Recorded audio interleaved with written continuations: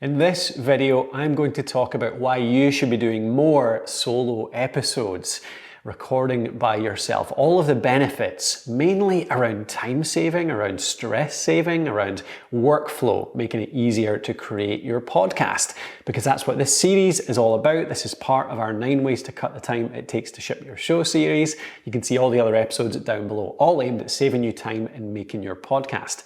But this time, let's look at solo shows. Why should you be going solo at least every now and again? So why are people afraid of doing solo podcasts? I mean, it's kind of understandable. There's like nothing else to lean on. There's no safety net. It's just all you. And there's definitely some fear there, isn't there? Like you speaking, you by yourself. But if you think about it, it's funny with podcasting. I mean, podcasting did grow up around conversations, around interaction, and a lot of great podcasts are about conversations. But mediums like this, like YouTube, I'm just speaking by myself. Many YouTube channels are just one person speaking to the camera. Blogging, it's just one voice, one writer. So it does work. It's a great format, and there's a whole lot of benefits to it, which I'll talk about in the later chapters. But I can understand it. There's a fear. Talking by yourself, your own voice, there's a worry that you'll be boring. Your voice will be too monotone because you're not speaking to somebody. Or, if you just speak by yourself for 10 minutes, 20 minutes, nobody wants to hear just you. But that's nonsense. People tune in to your show because they want to hear you. They want to hear your voice, your opinions. Even if you're doing an interview show, a co-hosted show, again, we'll get into that later. But suffice to say, I understand the fear. It is kind of scary, but you can get better at it. So how do you get better at it? Well, quick answer, practice, okay? It is just about delivering. There's a few little tricks. For example, you can speak to the mic, you can pretend there's another person there. A big part of your voice being better in solo is feeling like you're speaking to a person. So imagine your target audience out there. Imagine a real person that listens to your show and you're having a conversation with them. Some people go as far as to put a picture, a photo on the wall behind their microphone and they speak to that photo. Or they speak to a teddy bear. I've seen people put a teddy behind the mic and pretend that's a person. And you can really go into all sorts of imagination pretending that's a person. But what it comes down to really is imagining a real person that you're speaking to as if you are having a conversation, concentrating on varying your voice, that pace changes every now and again, the tone changes every now and again. Think about that, gesticulate, move about. If you can record standing up, that can actually be a really good thing as well, with a standing desk or even just holding a mic and be standing and have that energy, not slumped over at your chair. So it's practice, it's about variation, it's about thinking about your voice and just getting it done. And that's how you get better at solo recording. Okay, let's jump into the benefits. Why would you want to go solo? How can I persuade you to do a solo episode every now and again? And like I said, it doesn't need to be every single episode. This can just be mixed in. And we'll go into that towards the end as well. How you can mix in solo episodes to any kind of show to really grow your audience, to grow engagement, and to grow your own brand. So first big benefit is the logistics.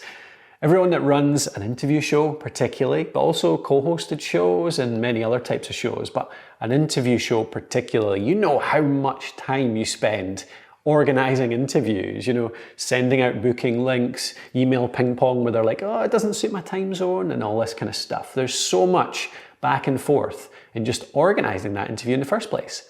And then you get into, having the right mic and making sure they've got a decent background, for the show, like there's not too much background noise. And then it's like thinking about the questions that go back and forth and asking them all the different.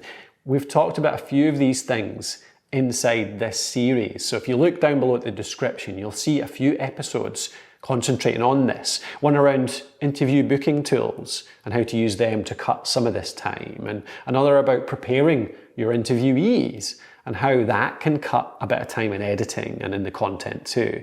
But it doesn't matter what you do. That can save time in your interview show, but it doesn't matter what you do. There's always going to be lots of extra logistics and time involved in working with another person.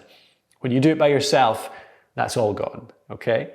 You don't have to organize with someone else. You don't have to coordinate with someone else. You can just come up with a script, 5 minutes, you can sit down and hit record and you can be finished in 20 minutes or less, whatever it is, but you can just get it done because the only person you're relying on is yourself. So that's the first benefit. It cuts so much time around logistics. You can just get an episode out there into the world. The second benefit, and one that I love, is the amount of control that going solo gives you. The amount of, I don't know, if you have an interviewee on your show, you're giving away so much control because you ask a question and then they can just go off on one. They can take ages to respond, or they can go on a waffle, or they can change the subject, or it's more, it can take so long to do an interview, which could be done in 20 minutes because interviewees tend to want to waffle, okay? It's just how interviews work. And I've got some tips around how to cut some of the time on that in another video in this series. Look at the description for the link. It's around preparing interviewees, but still, it always takes longer. So if you're doing it yourself, you have full control over what goes into this episode. That means it can take a lot less time. You can record something in 10 minutes that has all of the value of an hour-long interview because you're condensing it. It's dense material. You just make sure that you get the point across quickly and efficiently. So much control there. You also have control over what is said. Like I said, you ask an interviewee a question, they can go off on one, they can waffle. Instead, you can make sure that your content is so tight, so focused, so valuable, because when you're doing it just by yourself, you have so much control over what is in there. You have ultimate control for what's in there. And in terms of time saving, it saves time in recording. You don't take an hour to get material out of an interviewee because you can say it in 10, 15 minutes often. But equally, it cuts down editing as well. If you're running a good interview show, at a certain point, you really need to run, for a good quality interview show, you need to be doing more editing. You need to cut out some of that waffle. Whereas you don't need to do that anymore. You can cut the editing so much if you're just doing a solo show because, again, you have control over what goes in there. And the final benefit for solo recording, less of a time one and more a kind of additional benefit outside of time saving, is just the simple fact that your audience want to hear from you as well. So again, if you run an interview show, you run a co-hosted show, particularly an interview show this applies to, you're always putting the spotlight on your interviewee. And that's what you should do. That is the point of an interview show. But over time, your listeners get to know you a little bit through your questions, through your introductions, through the way that you conduct interviews. So they want to hear more from you. So if you mix in a solo show in amongst your interviews every now and again, listeners really enjoy that. They really like to hear from you, hear your opinions, hear you go deep on a few different subjects. And it contrasts and contributes well to the interviews that you run. So it means that you can grow your own personal brand quicker. It grows engagement with your audience between you and your audience. It really makes that show better quality because you include a bit more of yourself in there, at least from time to time. So how can this work? Does this mean you have to go solo all the time, or can it just be mixed in? Well, let's jump into that next. So if you want to include a few solo shows or do more solo recordings for all the benefits I've talked about, how can you do it? Well, one easy way, if you run an interview show, then mix it in once a month, record a solo episode. That will save you a fair bit of time. It means that every 4 episodes, you don't have to do the logistics, you have more control, it'll be a shorter recording time, shorter editing time, all of those things we talked about. Even just once a month, that can make for an easy week of content creation. And then you get the extra benefits of, the engagement, the personal branding, all that kind of stuff that I talked about too. So even if you just mix it in once every month, that can be great. Alternatively, you can do it every other week maybe. Interview, solo, interview, solo, interview, solo. Maybe you do something like that. Equally, if it's a co-hosted show, every now and again, maybe you and your co-host do a solo episode. You both record something separately, and that covers a couple of weeks worth of content, and you mix that in.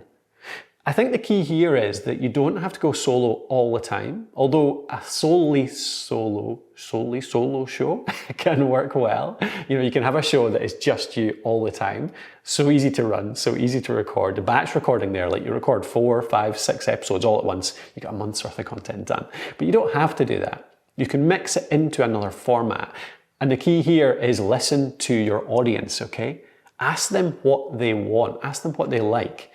Are they enjoying these solo shows? If you get some really negative feedback, fine, stop it. But a lot of the evidence that I've seen, a lot of the other shows I've seen do this when we've worked on it, people like them mixed in. They like a couple of interviews and then a solo, or a couple of co-hosts and then a solo. So talk to your audience, mix in a few of them, try different formats. Try some 5 or 10 minute ones, and then try some 20-minute ones. Try some really tightly scripted ones, and try some more free-form ones. See what they like, see what they don't like, and build your solo approach around that in a way that helps you save time, increase your workflow, and just build that engagement with your audience.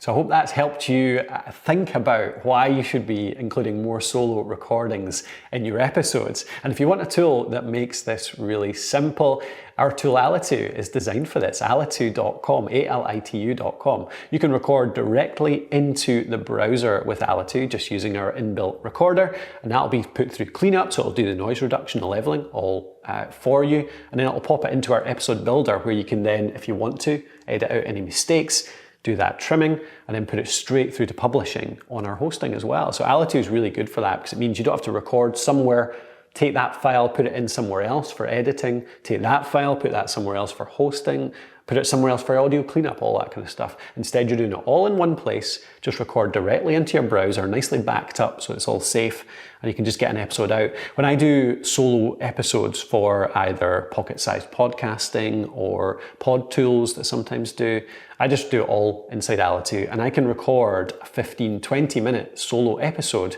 and get it out there into the world in less than half an hour. You know, a 20-minute episode will just take an extra 5 minutes to edit and to publish. So I hope you can check that out. alitu.com, alitu.com.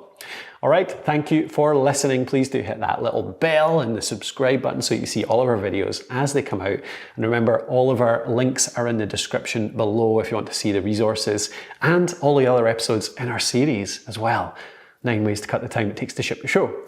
Cutting time to make it easier for you to podcast. All right, thanks very much, and I'll see you on the next one.